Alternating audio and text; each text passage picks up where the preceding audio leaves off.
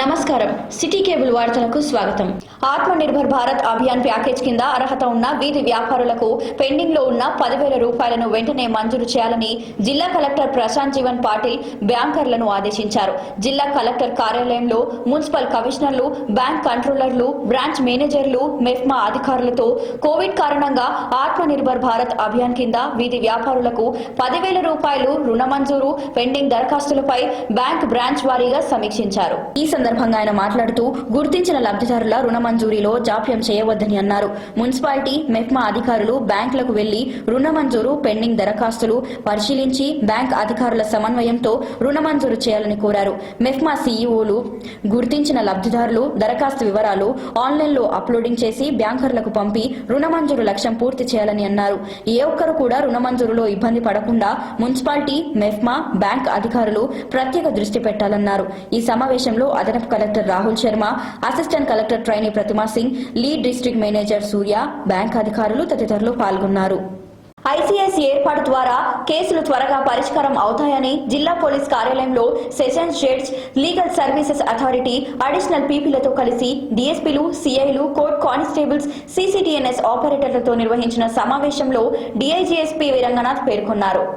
జిల్లాలో ఐసీజేఎస్ ప్రారంభించడం ద్వారా ఎంతో సౌకర్యవంతంగా ఉండడమే కాకుండా కేసుల పరిష్కారం, తీర్పులు సైతం త్వరగా వచ్చే అవకాశం ఉందన్నారు.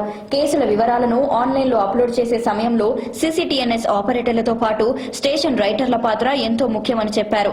సాంకేతికతను పోలీస్ శాఖలో అన్ని స్థాయిలలో విధంగా వినియోగిస్తూ ముందుకు సాగుతున్నామన్నారు.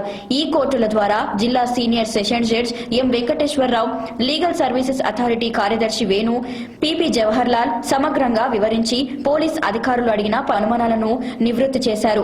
ఈ కార్యక్రమంలో అదనపు ఎస్పీసీ నర్మదా, డీఎస్పీలు రమణారెడ్డి, వెంకటేశ్వర్ రెడ్డి, ఆనంద్ రెడ్డి, వెంకటేశ్వరరావు, సీఐలు రవీందర్, ఆదిరెడ్డి, నిగిడాల సురేష్, రఘురావులు, IT cell CI Suresh Babu, Balagopal, Gaura Naidu, Janardhan, పరశురాములతో పాటు రైటర్లు, కోర్ట్ కానిస్టేబుల్స్, సీసీటీఎన్ఎస్ సిబ్బంది తదితరులు పాల్గొన్నారు.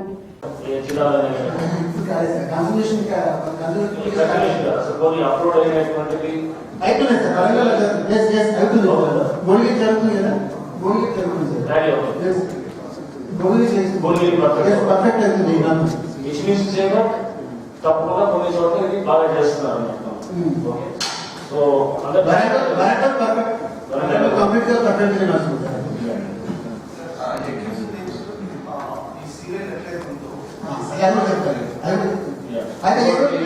కొంతమంది కాస్త ఆలోచించడం అది కడుగుంటారు. తర్వాత మనం టెస్ట్ పెట్టడం ఎవరైతే నోట్ చేసుకుంటాం మీరు చూడాల్సింది రైటర్స్.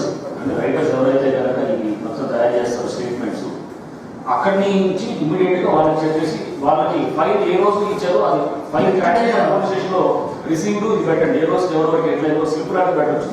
ఈ రోజు ఇక్కడి నుంచి ఇంకా ఇచ్చింది ఏ రోజు ఇచ్చారు డేట్ తీసుకుని అక్నాలజ్మెంట్ ఆదేశంతో కూడా పెట్టేటట్టు కూడా తయారు చేస్తున్నాం. చేయొచ్చు కదా. Court constable that is you are calling, you people are calling PPN number, petition number అని అంటున్నారు. petition number అదే నెంబర్ సేమ్ అది is an alpha numerical number, 16 digits alpha numerical number. that one is ఎలా ఉందంటే TSNA 0103 ఇలా చెప్పేసి ఒక 16 alpha numerical number ఉంటుంది. First 2 digits that this is known as CNR number. Model CNR number, case number record. Case number record. A case number record is unique for that case. That number will be useful for all future transactions. ప్రతి transaction ఇప్పుడు కానీ కోర్టులో junior civil judge కోర్టులో ఒక crime సంబంధించినటువంటి case ఆ unique code use చేసి though is case went to the supreme court. This అక్కడ వెళ్ళిన తర్వాత ఏ కోర్టు ఆ కోర్టు ఈ కోర్టు ఆపరేటర్ ఉన్నారు సార్. ఏ కోర్టు ఆ కోర్టులో సపరేట్ ఈ కోర్టు ఆపరేటర్ ఉన్నారు సార్. అక్కడ పోయి వెంటనే ఐసీఎస్ అప్లోడ్ చేసినామని చెప్పి చార్జ్ షీట్ ఇస్తే కన్జ్యూమ్ చేస్తున్నా సార్. కొద్దిగా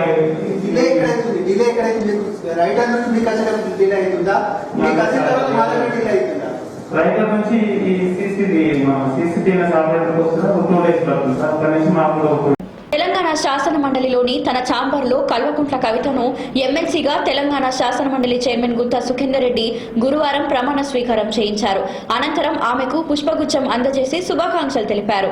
ఈ కార్యక్రమానికి మంత్రులు Mohammed Ali, Vemula Prashanth Reddy, Satyavathi Rathod, Koppula Eshwar, deputy chairman Neti Vidyasagar, chief whip Bodakoti Venkateshwarlu, Hyderabad mayor Bonthu Rammohan, ఎమ్మెల్యేలు భాస్కర్ రావు, జీవన్ రెడ్డి, సంజీవరావు, ఎంపీ కేఆర్ సురేష్ రెడ్డి, ఎమ్మెల్సీలు Naradasu Lakshman, Sheri Subhash Reddy, Shahrukh Hussain, Akula Lalitha, assembly secretary Narasimhacharyulu, Nalgonda ZP chairman Banda Narender Reddy, Nizamabad జిల్లా జెడ్పీటీసీ, ఎంపీటీసీ సభ్యులు, తెలంగాణ జాగృతి నేతలు తదితరులు హాజరయ్యారు. సమగ్రతను కాపాడతానని, నేను స్వీకరించబోయే కర్తవ్యాన్ని శ్రద్ధాశక్తులతో నిర్వహిస్తానని దైవ సాక్షిగా ప్రమాణం చేస్తున్నాను. తెలంగాణ శాసన పరిషత్తు సభ్యురాలినైన నేను సభ నియమాలకు కట్టుబడి ఉంటానని, వాటిని అనుసరిస్తానని, సభ మర్యాదలను పాటిస్తానని, సంప్రదాయాలను గౌరవిస్తానని దైవ సాక్షిగా ప్రమాణం చేస్తున్నాను.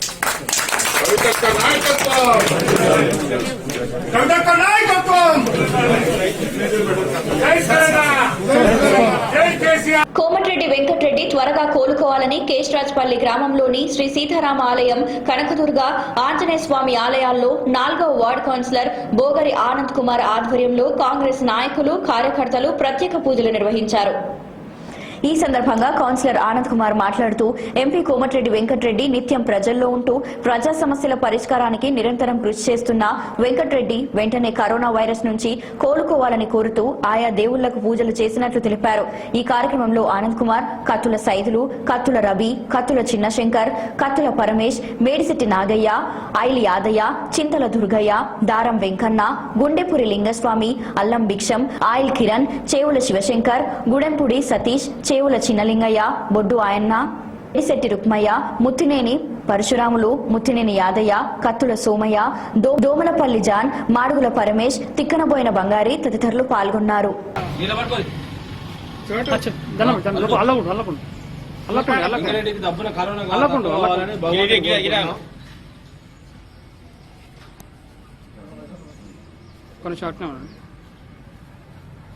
దండం పెట్టాను ఆరతి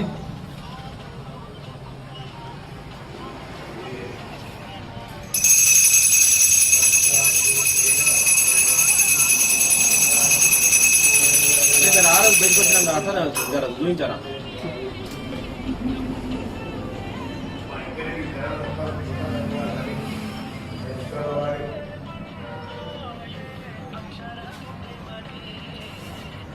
పొద్దుగాల అయ్యా గారికి మర్యాద చేస్తాం స్వామి.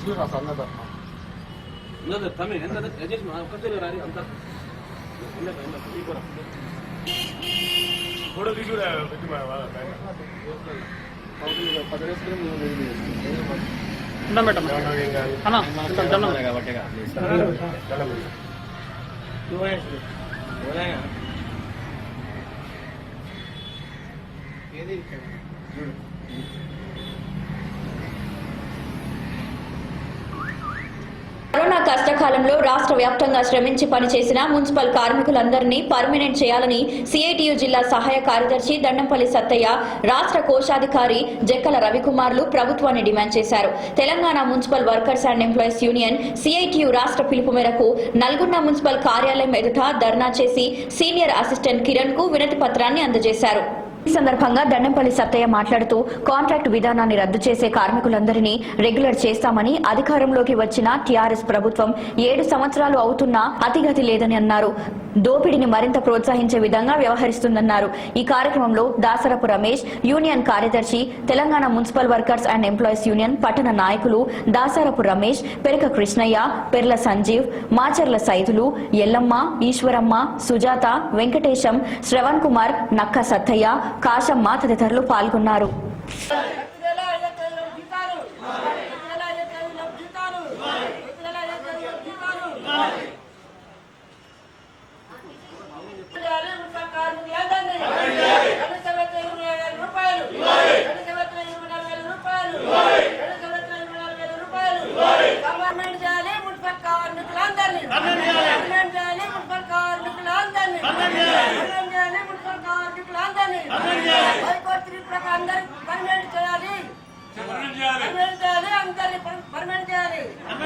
Telangana municipal workers and employees union రాష్ట్ర కమిటీ పిలుపు మేరకు ఈరోజు నల్గొండ మున్సిపాలిటీ ముందు ధర్నా చేయడం జరుగుతుంది.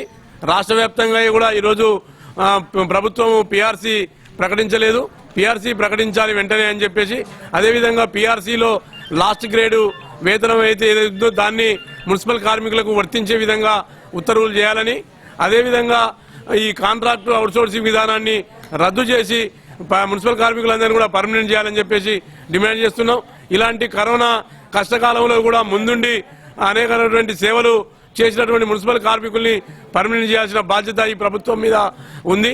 అదేవిధంగా రకరకాల ప్రతి నెల 20-25 ఒకసారి నెల కూడా దాటిన పరిస్థితి ఉంటుంది. అట్లా కాకుండా ప్రతి నెల 5వ తేదీలోపు వేతనాలు ఇవ్వాలి. పిఎఫ్ ఈఎస్ఐ పెండింగ్ లో ఉన్నాయి, అవి కూడా పెండింగ్ ఉన్న చోట క్లియర్ చేయాలని చెప్పేసి కూడా ఈ సందర్భంగా డిమాండ్ చేస్తున్నాం. ఈ ప్రభుత్వం స్పందించకపోతే నవంబర్లో దశల వారీగా ఆందోళనలు కార్యక్రమాలు చేపడతాం. అవసరమైతే డిసెంబర్లో నిరవధిక సమ్మె పోతామని చెప్పేసి కూడా హెచ్చరిస్తా ఉన్నాం. Telangana municipal workers and employees union రాష్ట్ర కమిటీ పిలుపు మేరకు ఈరోజు రాష్ట్రంలోని అన్ని మున్సిపాలిటీల ముందు ధర్నా కార్యక్రమాలు నిర్వహించడం జరుగుతుంది. ధర్నా ముఖ్య ఉద్దేశం ఏంటంటే పిఆర్సీని ప్రకటించకుండా జాప్యం చేస్తుంది ప్రభుత్వం. అలా జాప్యం చేయకుండా మున్సిపల్ కార్మికులకు పిఆర్సీని వెంటనే ప్రకటించడమే కాకుండా అందులో లాస్ట్ గ్రేడ్ ఎంప్లాయీగా మున్సిపల్ కాంట్రాక్ట్ అవుట్సోర్సింగ్ కార్మికులందరికీ 24,000 రూపాయల వేతనం చెల్లించాలని చెప్పేసి ప్రత్యేక డిమాండ్తో మున్సిపల్ కార్మికులు ఈరోజు ధర్నా కార్యక్రమం చేపట్టాం. ఆ ధర్నాలో ఈ నిర్ణయంగా ఈ ప్రభుత్వం కనుక ఆలోచన చేసి వేతనాలని పెంపు దిశగా ఆలోచన చేయకపోతే వచ్చే నెలలో రిలే నిరాహార దీక్షలు లేదంటే పూర్తిగా సమ్మెలోకి కూడా నిరావధిక సమ్మె కూడా చేసేయడానికి కార్మికులందరూ సిద్ధంగా ఉన్నారని తెలియజేస్తున్నాం. ప్రభుత్వం ఇప్పటికైనా ఆలోచన చేసి కార్మికుల సమస్యలను పరిష్కరించి మున్సిపల్ కార్మికులు పట్టణంలోని ఎంతో మంది ప్రజలందరికీ సేవలు చేస్తూ వాళ్ళ ఆరోగ్యాన్ని పణంగా పెట్టి ప్రజల్ని కాపాడుతుండ్రు, ప్రజల సేవ చేస్తున్నారు. వీళ్ళకు గౌరవ వేతనంగా ప్రభుత్వమే ప్రకటించేసి వీళ్ళందరినీ ప్రభుత్వ ఉద్యోగులుగా వీళ్ళకందరికీ ప్రభుత్వం ఉద్యోగాలు తీసుకోవాలని చెప్పేసి డిమాండ్ చేస్తూ తెలియజేస్తున్నాం. భువనగిరి పార్లమెంట్ సభ్యులు కోమటిరెడ్డి వెంకటరెడ్డి కరోనా నుంచి త్వరగా కోలుకోవాలని కోరుతూ నల్గొండ మండలంలోని చెన్నారం గ్రామంలో శివాలయంలో ప్రత్యేక పూజలు, అభిషేకాలు నిర్వహించారు. ఈ సందర్భంగా గ్రామ సర్పంచ్ ఉప్పునూతల వెంకన్న యాదవ్ మాట్లాడుతూ ఎంపీ కోమటిరెడ్డి వెంకటరెడ్డి త్వరగా కోలుకొని ప్రజల కోసం పనిచేయాలని ఆ భగవంతుని కోరుకున్నట్లు తెలిపారు. ఈ కార్యక్రమంలో మాజీ సర్పంచ్ మెట్టు యాదయ్య, ఉప సర్పంచ్ ప్రేమలత శేఖర్, వార్డు సభ్యులు చంద్రకళ, సైదులు, శ్రీను, సురేష్, రమేష్, స్వరాజ్య, శంకర్, చంద్రమౌళి తదితరులు పాల్గొన్నారు. రాష్ట్ర ప్రభుత్వం ఎలాంటి జీవోలు జారీ చేయకుండా కోట్లాది రూపాయలు విలువ చేసే వ్యవసాయేతర ఆస్తుల నమోదు ప్రక్రియ ప్రజలను తీవ్ర ఇబ్బందులకు గురి చేస్తుందని జిల్లా ఆఫీస్ బేరర్ సమావేశంలో తెలంగాణ వ్యవసాయ కార్మిక సంఘం జిల్లా ప్రధాన కార్యదర్శి నారి ఐలయ్య విమర్శించారు. వ్యవసాయ కార్మిక సంఘం జిల్లా ఆఫీస్ బేరర్ సమావేశం జిల్లా అధ్యక్షులు బొజ్జ చిన్నవెంకులు అధ్యక్షతన జరిగింది. ఈ సందర్భంగా నారి ఐలయ్య మాట్లాడుతూ లక్షలాది ఆస్తులను నమోదు చేసే ఈ భారీ కార్యక్రమానికి ప్రభుత్వం ఎలాంటి జీవోలు జారీ చేయకపోవడం, మార్గదర్శకాలు కూడా ఇవ్వకపోవడం ఈ పథకం చట్టబద్ధత ప్రశ్నార్థకంగా మారుతుందన్నారు. భూముల లెక్కలు సమగ్రంగా సేకరించడం ద్వారా భూ వివాదాలు లేకుండా చేస్తామని ప్రభుత్వం చేస్తున్న ప్రకారం వాస్తవిక పరిస్థితికి తగినట్లు లేదని, అసమగ్రంగా జరుగుతున్న ప్రస్తుత నమోదు కార్యక్రమం భూ వివాదాలను మరింత తీవ్రం చేసే పరిస్థితి కనబడుతుందని, ప్రజలకు కనీసం అవగాహన కల్పించకుండా ఆకస్మికంగా ప్రారంభించిన ఈ కార్యక్రమం ప్రజలకు అనేక అనుమానాలను, ఆందోళనను కలిగిస్తుందని తెలిపారు. ఆస్తుల నమోదులు అడుగుతున్న అనవసర ప్రశ్నలు మరింత గందరగోళానికి దారితీయడమేనని, ఆస్తుల నమోదులు, కుల వివరాలు, కుటుంబ సభ్యుల ఆధార్ కార్డు వివరాలు, ration card, Jan Dhan accounts, pension సౌకర్యం తదితర వివరాలను అవసరమేంటని ప్రశ్నించారు. సామాన్య ప్రజలు పొందుతున్న కొద్దిపాటి సంక్షేమ పథకాలను కూడా కొత్త పెట్టే ప్రమాదం కనిపిస్తుందని అన్నారు. రిజిస్ట్రేషన్ నిషేధాన్ని తక్షణమే ఎత్తివేయాలని రాష్ట్ర ప్రభుత్వాన్ని డిమాండ్ చేశారు. ఈ కార్యక్రమంలో ఆఫీస్ బేరర్స్ దండంపల్లి సరోజ, కత్తుల లింగస్వామి, ఆకుల వెంకట్రాం, కందుల సైదులు, మారోజు చంద్రమౌళి, రవినాయక్ తదితరులు పాల్గొన్నారు. ఈ వార్తలు ఇంతటితో సమాప్తం. తిరిగి రేపటి సిటీ కేబుల్ వార్తల్లో మళ్ళీ కలుద్దాం. నిరంతర ప్రసారాల కోసం చూస్తూనే ఉండండి. మీది, మనది, మనందరిది సిటీ కేబుల్.